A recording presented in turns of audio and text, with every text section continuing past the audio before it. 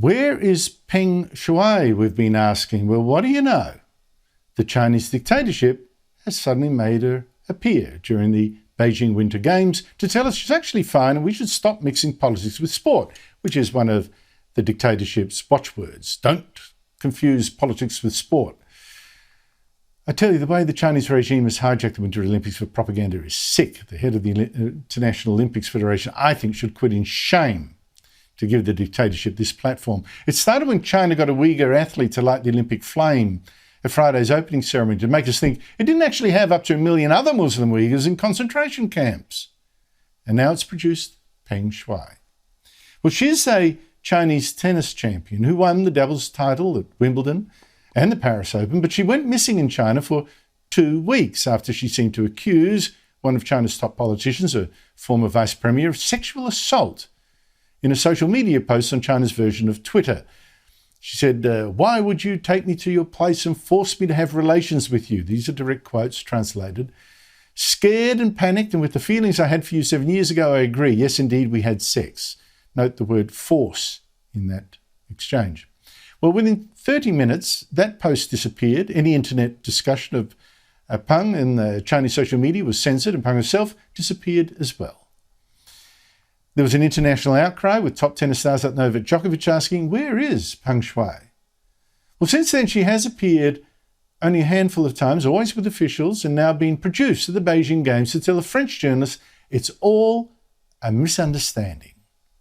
She said, "I never said that anyone had sexually assaulted me in any way." She hadn't disappeared, she said. She couldn't now compete because of injury, so she'd retire. So you won't be seeing her outside China for a while. I've been surprised to hear from so many women still angry with Camilla Parker Bowles for having been the third woman in the marriage between Prince Charles and Diana, before marrying Charles 8 years after Diana's death, back in 2005 that wedding was.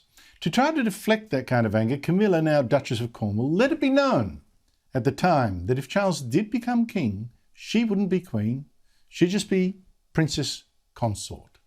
But now the Queen, celebrating her 70th anniversary as Queen, has issued a statement not just implying that she will stay Queen until she dies, but adding, "It is my sincere wish that when that time comes, Camilla will be known as Queen Consort, as she continues her own loyal service." And it was signed quite nicely, "Your servant."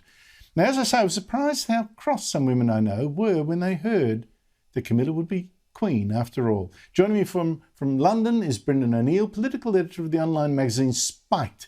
Brendan, great to talk to you again. The Queen seemed to think she needed to add her weight to this public plea to let Camilla be Queen and lend the great respect and love she has at this moment to this plea. Why would that be? I think it looks like the Queen is trying to make sure that the monarchy remains steady when she passes on, which is not going to be that far away. And I think she's probably looking at the monarchy at the moment and recognizing that there are lots of troubles and problems. There's the Prince Andrew problem. There's Harry and Meghan waltzing off to America and spreading all sorts of stories and rumors about the royal family. And I think the Queen wants to make sure that the whole thing stays in good, firm hands when she goes. And Camilla, over the past decade and more, has proven herself to be a pretty steady royal person and a pretty steady member of the royal family, and not like some of the younger ones who seem to be more in it for themselves. So I think she's passing the baton on to someone she respects. I think she's also doing it, obviously, for Charles. I think she's sending an important signal about how she wants this institution to carry on in the future. Rowan, hundreds of people have been protesting in Canberra for more than a week against their vaccine mandates and being forced to get vaccinated, which seems increasingly something that we don't really need anymore. Other Australians have wanted to donate to that cause, so they've raised nearly $200,000 for the protesters through Gofundme. But Gofundme has now removed this Convoy to Canberra campaign.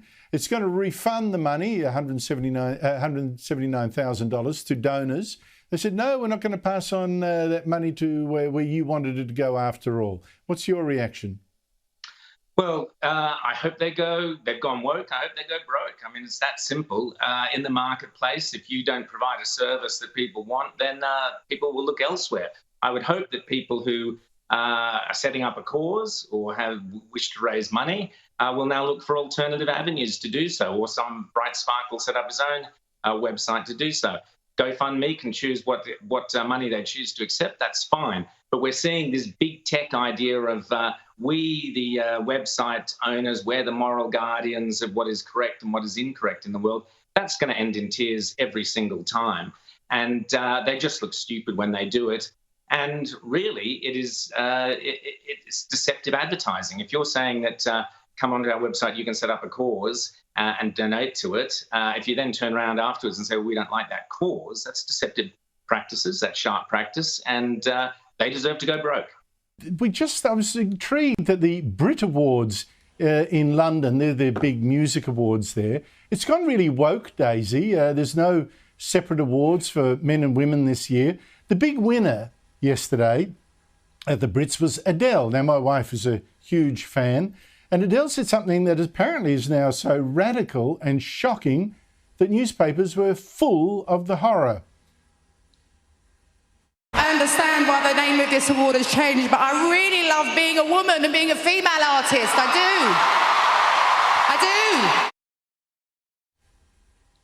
So Daisy is saying something that really now so shocking. Would Helen Reddy have been deep sixth for singing, I Am Woman? I mean, what is going on? Or are people maybe just pretending to be shocked? Well, look, I think so much of the confected outrage from people who get upset about statements like that is pretend. I think probably a lot of them have nothing else in their lives. So the only thing that they find stimulating is to get really, really angry about perceivedly ridiculous things. But look, in all seriousness, that kind of comment is like a red rag to a bull for a certain breed of activists, specifically the trans activist lobby, who are very overrepresented in the media, specifically in the media. So if you put the words woman and female in the same utterance, oh my God, you should run for the hills, because the trans lobby will be absolutely after you, because that's their big thing. They want to kind of quell the idea of biological sex and conflate gender and sex. It's all the kind of radical gender theory stuff. I felt very sorry for Adele, because I'm a huge fan too. I think she's incredible. And if they have to have, one gender neutral artist, she should be the one to win it. But look, Andrew, I have an alternative theory as to why such an innocuous comment of hers was taken and spun to be some terrible, hateful thing. You've got to remember, Adele used to be kind of the poster girl for the fat positivity movement. She used to be much larger than she is. I believe she said once she's lost about 100 pounds since 2008, and I think they've never forgiven her for it. That was the one thing she had going for her in the oppression Olympics. Now it's gone, and she's got no shield.